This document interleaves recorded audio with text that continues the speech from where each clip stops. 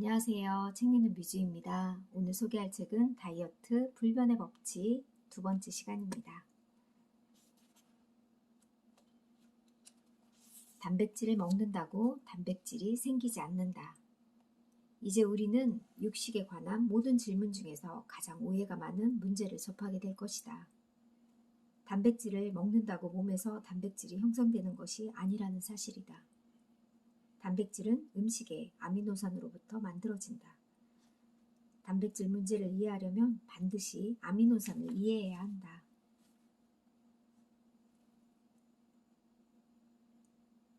아미노산은 23가지의 종류가 있다. 모두가 우리 몸에 필수적이다. 나는 또한 내가 상담한 수많은 사람들을 통해 식사 때마다 모든 아미노산을 섭취해야 한다는 생각들이 오히려 살을 찌우고 병을 만든다는 사실을 확인하였다.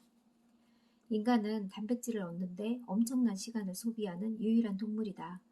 자연의 어떤 동물도 모든 필수 아미노산을 얻는데 서로 다른 음식을 섞을 필요가 없다. 우리 몸이 음식으로 얻어야 하는 아미노산은 8종류이다. 이 8종류의 대부분은 일반적인 과일과 야채에 모두 포함되어 있다. 식물에 있는 아미노산이 육류에 있는 아미노산보다 훨씬 몸에 좋다는 것도 이미 알려진 사실이다. 이른바 뚱뚱한 채식주의자들이 그들이다. 그들은 고기를 먹지 않는 대신 빵과 국수와 피자를 먹는다. 고기를 먹는 대신 설탕이 듬뿍 들어간 크래커와 쿠키와 콜라를 먹는다.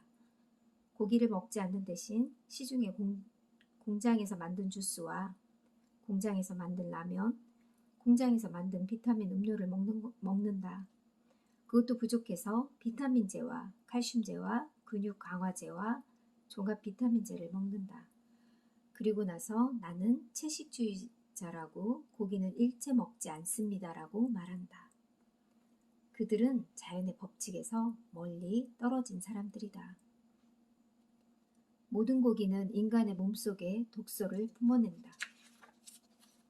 건강과 관련된 모든 문제에서 섬유질의 중요성을 아무리 강조해도 지나치지 않다. 무엇보다 섬유질은 변비와 치질을 치료하는데 핵심 역할을 한다. 그러나 고기에는 섬유질이 없다.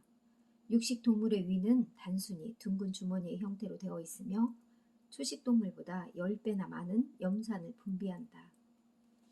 육식 동물의 유액은 거의 독이라고 생각해도 무방하다. 육식동물은 표피를 통해 땀을 흘리지 않으며 땀구멍도 없다. 우리는 피부를 통해 땀을 내보내고 땀구멍이 있다. 육식동물의 오줌은 산성이고 우리는 알칼리성이다. 육식동물의 혀는 거칠고 우리의 혀는 미끈하다. 인간은 해부학적으로 고기를 먹기 위해 찢고 뜯고 으깨는 기능이 하나도 없다. 다람쥐를 보면 먹고 싶은가? 어머, 저 다람쥐 좀 봐. 귀엽지 않니? 하고 외쳤을까? 스테이크를 먹고 싶을 때가 있다.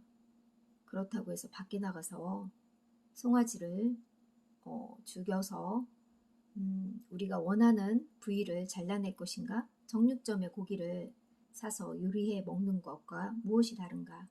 오랫동안 당신의 친구가 되어준 송아지라면 그게 불가능하고 남의 집에서 기른 송아지라면 가능한가? 그게 인간인가? 그래도 계속해서 고기를 먹길 원한다면 그 부정적 효과를 최소화하기 위해 3가지 간단한 조언을 해주고 싶다. 좋은 판매처를 구한다. 도살할 동물에게 몇 가지 위험한 화학물질을 투여한다. 그 동물을 최고의 가격으로 팔기 위해서다. 수많은 화학물질들이 포함된다. 악취를 줄이기 위해 일상적으로 황산나트륨에 담그는 화학 처리는 말할 것도 없다. 미중 서부 지역의 일부 목축업자들이 소의 몸무게를 늘리기 위해 소에게 수백 킬로의 시멘트 가루를 먹인다는 내용을 보고하였다. 이 소식을 들은 소비자 단체는 식약청에 그 일을 중단시킬 것을 탄원하였다. 그것을 조사한 식약청은 시멘트 가루를 먹는 것이 사람들에게 해가 된다는 타당한 이유를 발견하지 못했기 때문에 해로움이 증명될 때까지 그 관행을 막을 수 없다고 발표했다. 너무 충격적이죠. 그리고 너무 말도 안 되는 일인 것 같아요. 해로움이 증명될 때까지 그 관행을 막을 수 없다고 그냥 방관하는 거잖아요.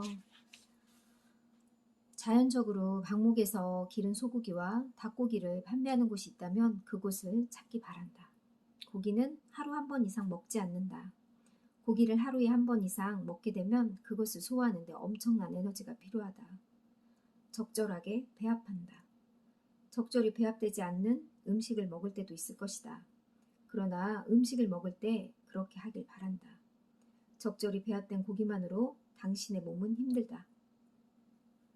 고기와 함께 진수성찬을 먹지 말라는 말이다. 만일 더 많은 신체적 활동이 예상된다면 더 많은 연료를 확보하기 위해 탄수화물을 섭취하는 것이 좋다. 내가 말하는 탄수화물은 공장에서 만들어지는 빵이나 과자, 국수, 라면을 말하는 것이 아니다. 공장에서 가져온 탄수화물은 탄수화물이 아니라 죽은 음식일 뿐이다.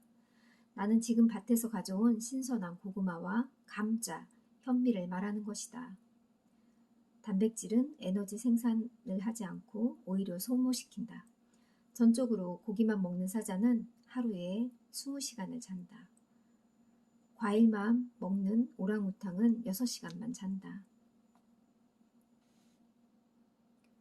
오랑우탕에게는 에너지가 넘치기 시작한다.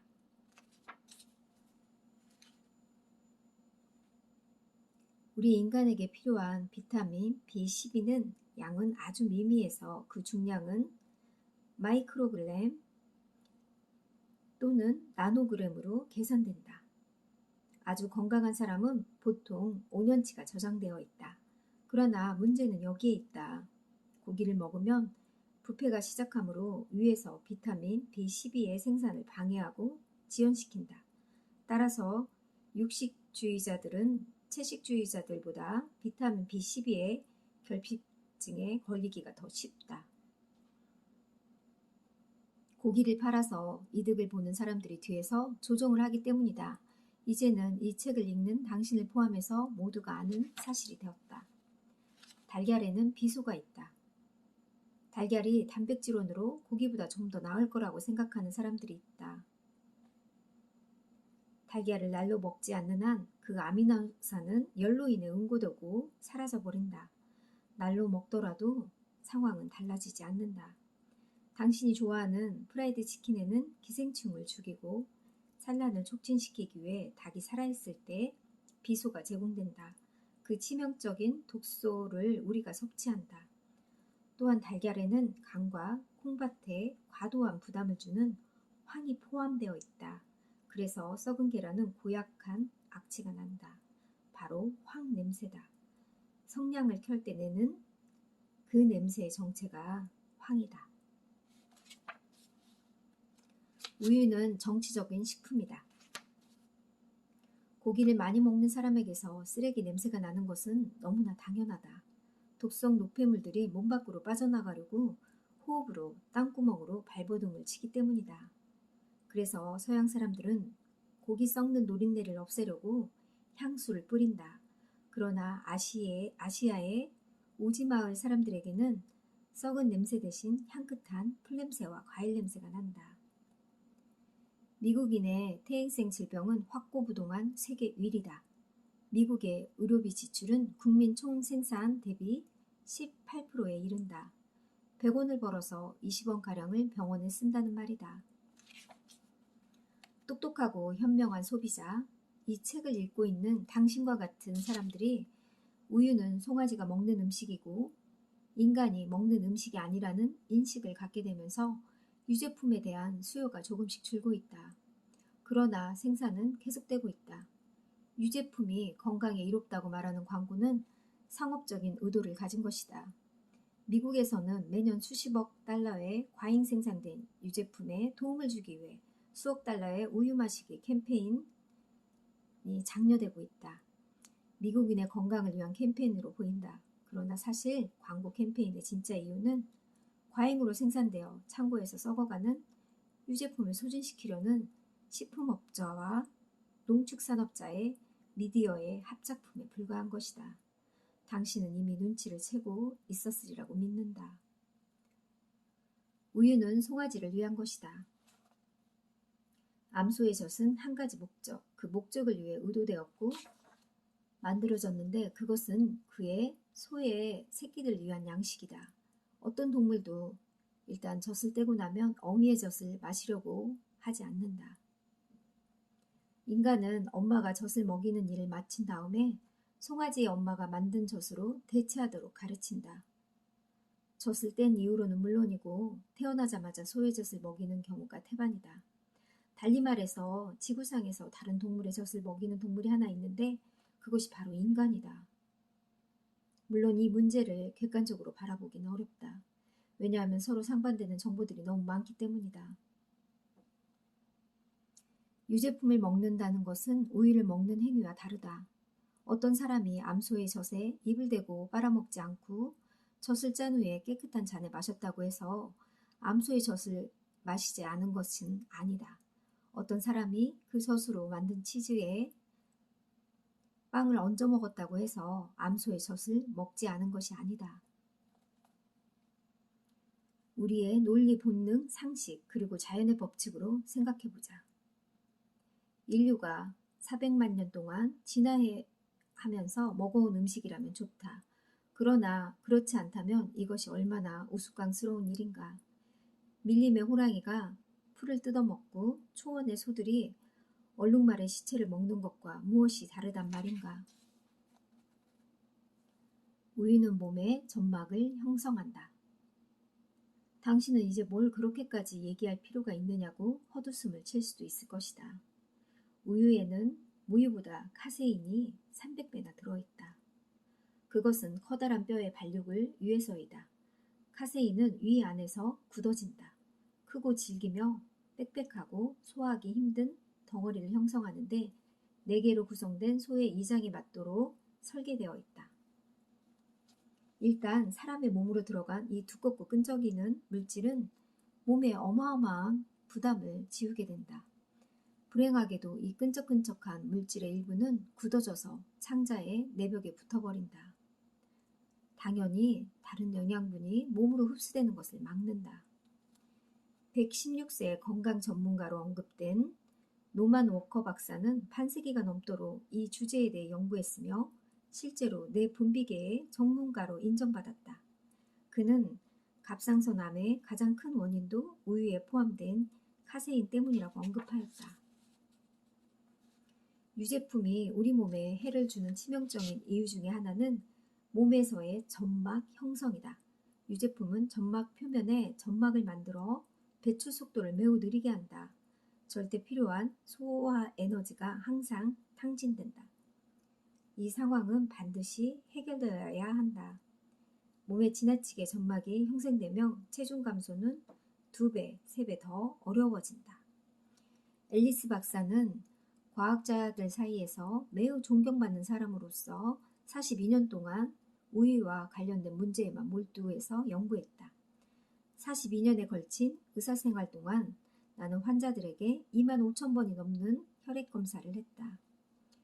이 검사를 통해 유제품을 먹는 성인들은 먹지 않은 성인들보다 영양분 섭취 능력이 현저히 떨어졌다는 결론을 내렸다.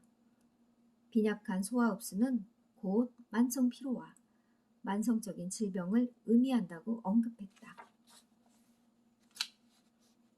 최근 미국 TV의 광고에서는 요구르트 중 하나를 먹어서 130년을 살았다는 불가리아인의 웃음거리에 지나지 않는다. 그들은 촬영 카메라를 들이대기 전까지는 그 제품을 본 적도 없다. 그들의 장수에 기여하는 요인은 신선한 공기와 육체 노동, 맑은 물, 그들의 손에서 재배하는 순수한 음식들이다. 불가리아의 시골 사람들은 가공된 요구르트를 먹지 않으며 먹어도 소량을 먹는다. 그들이 먹는 요구르트는 신선한 것으로 시중의 요구르트만큼 발효되지 않았다. 요구르트도 마찬가지다. 과일과 함께 먹지 않도록 한다. 그것은 몸에서 모두 발효되고 부패할 것이다. 공복에 먹기를 원한다면 순수한 요구르트를 집에서 만들어 먹어라. 우유를 마시면 몸에서 칼슘이 빠져나간다. 우유에 들어있는 칼슘은 모유에 들어있는 칼슘보다 훨씬 더 거칠다. 그리고 그것은 카세인과 결합되어 이것이 칼슘의 흡수를 방해한다. 이런 과정은 칼슘의 질을 저하시키고 흡수되기 아주 어렵게 만든다. 중이염은 아주 일반적인 병이다. 대부분의 어린이들은 유년기에 한 번쯤 중이염에 걸린다. 중이염을 겪는 어린이는 대부분 유제품이나 분유 혹은 둘 다 먹고 자란다. 너무 확실한 증거여서 내기를 해도 좋다. 유제품이나 분유를 먹지 않고 자라는 어린이는 중이염이 거의 생기지 않는다. 이 제품을 먹은 아이들에게만 생긴다. 몇 년 전 내 친구가 우유의 해악에 대한 책의 원고를 써놓고 TV에 자주 얼굴을 비추는 유명인사에게 전화를 걸었다. 어떤 의사에게 추천사를 부탁하라는 전화였다. 그러나 그 의사는 깜짝 놀라며 추천사를 거절했다. 본인은 유제품 협회의 홍보대사라는 것이다. 우유가 몸에 나쁜 영향을 미치는 점도 인정하지만 우유를 먹지 말라는 책의 추천사를 쓸 수 없다는 것이다. 그것도 모르고 전화한 친구도 애처롭다. 나는 정말 뚱뚱해 라고 말하면 당신은 자신의 몸에 뚱뚱하게 하는 메시지를 무의식적으로 전하는 것이다. 그것은 비만을 유지하려고 세포에게 내린 명령인 것이다. 부정적인 생각이 다이어트를 망친다. 레오나르도 다빈치로부터 아인슈타인까지 세상에 알려진 위대한 사상가들은 한결같이 말한다. 우리가 알고 있는 것은 우리가 알아야 할 것의 작은 점에 불과하다고 말한다. 많이 배우면 배울수록 배워야 할 것이 더 많다라든가 우리가 알면 알수록 우리가 알지 못한 것이 얼마나 많은지를 더 실감하게 된다. 인체의 작용에 대해 배워야 할 것이 이렇게 많은지 우리는 감히 짐작할 수도 없다. 맞아요. 저도 책을 읽으면 읽을수록 모르는 게 제가 너무 많구나 하는 생각이 들었고요. 알고 있다고 착각하며 살았구나 하는 생각이 들었거든요. 햇볕을 쬐면 독소가 나간다. 우리는 햇빛의 도움으로 귀중한 영양분을 만들어낸다. 햇빛은 피부에 구멍을 열고 독소가 피부를 통해 나가도록 도와준다. 당연히 독소 제거와 다이어트에 필수적이다. 다이어트를 완성하는 데 있어 운동, 신선한 공기, 햇빛, 중대한 역할을 하는 것은 확실하다. 마지막으로 한 가지가 더 있다. 그것은 외부에 있지 않고 내부에 있다. 시작하기만 하면 된다. 그것은 생각하는 대로 된다는 믿음이다.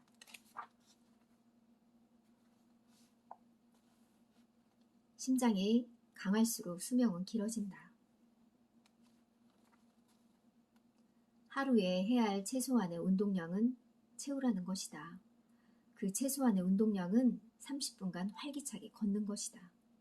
아침에 일어나서 운동을 먼저 한다면 그래, 난 벌써 운동을 했어. 이런 기분이 들 것이다. 이렇듯 자신을 긍정적인 기분의 상태로 몰아간다. 그리고 이런 기분은 삶의 다른 영역까지 확산된다. 모든 것이 강화된다. 일단 아침마다 운동하는 습관을 들이기만 하면 하루를 건너뛸 때 실망감마저 느끼게 되는 것이다. 그 좋은 것을 못했으니 말이다. 매일 아침 운동을 하도록 내 자신을 엄격히 통제해야만 한다. 이제 나는 기대감으로 아침 운동을 기다린다. 시작한 지 한두 달 후에 모든 것이 변했다. 내가 규칙적인 운동을 처음 시작할 때는 가만히 쉬고 있을 때 심장박동수가 1분에 72번이었다. 한 달 후 그것은 54번으로 줄었다. 한 달 만에 나는 내 심장의 기능을 1분에 18번의 박동수만큼 강화시켰다. 하루에 1만 5천 번 이상 박동수가 줄어든 것이다. 그것은 1년으로 환산하면 수백만의 박동수가 줄어든 것이다. 나는 지금 장수에 대해 말하고 있는 것이다. 1년에 수백만 번의 박동수를 줄이면 심장의 부담이 그만큼 줄어든다. 따라서 수명이 길어질 수밖에 없다. 흥분되는 일이다. 운동이 내게 즐거움이 되었을 뿐 아니라 엄청난 혜택도 주었다. 음식을 바꾸고 규칙적인 운동을 했기 때문에 체중이 줄었고 그것을 계속해서 유지할 수 있다는 것은 의심할 여지가 없다. 그리고 뒤에 부분을 보면 다이어트 할 때 궁금한 질문들 하고 이렇게 질문들이 나와 있어요. 에필로그, 새로운 인생이 열린다. 나는 이 다이어트 불변의 법칙을 체계화하는데 15년이 걸렸다. 이 법칙은 치고 빠지는 방법이 아니다. 이랬다 저랬다 하는 장사치 논리도 아니다. 이 법칙은 세상의 온갖 산업적인 음식 때문에 생긴 비만을 없애서 날씬한 몸매와 투명한 피부를 되찾는 것을 목표로 한다. 목적을 세우고 무엇인가 매일 실천한다면 그것이 아무리 적은 것이라도 공을 굴러가게 하는 충분한 추진력이 될 것이다. 당신은 궁극적으로 목적지에 도달할 것이다. 이 법칙을 완성하는 열쇠는 속도가 아니라 방향이다. 서두르지 마라. 한 방향으로 꾸준히 전진하라. 당신은 자신의 몸에 책임이 있다. 당신은 매일 좀 더 날씬해지고 피부는 점점 투명해질 것이다. 동시에 좀 더 건강해지고 영원히 맑아질 것이다. 매일 활력 있는 에너지를 경험할 것이다. 엉망으로 되어버린 식사를 바꾸면 된다. 건강은 신이 내려준 인간의 권리다. 음식이 몸을 바꾸고 영혼까지 바꾼다. 이 말을 꼭 기억하기 바란다. 뒤에는 옹기니의 말도 있어요.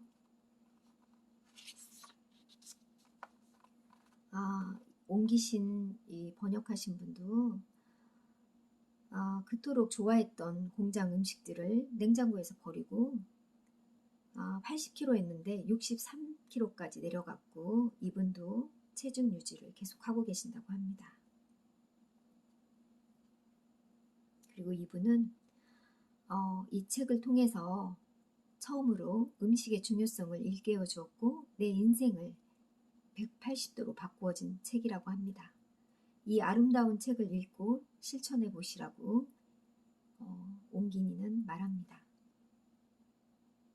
바로 그때서야 비로소 남들도 당신을 사랑하게 될 것이란 사실도. 마지막에 이런 말이 있네요. 정말 이 책은 다른 다이어트 책하고 정말 다르고 건강하게 다이어트 하는 방법을 알려주고 더불어 우리 몸의 질병을 예방시켜주는 것을 가르쳐주는 책인 것 같아요. 그래서 이 책을 정말 모든 분들이 읽었으면 좋겠다는 생각이 강하게 들었던 책입니다. 꼭 이 책은 소장했으면 좋겠습니다. 감사합니다.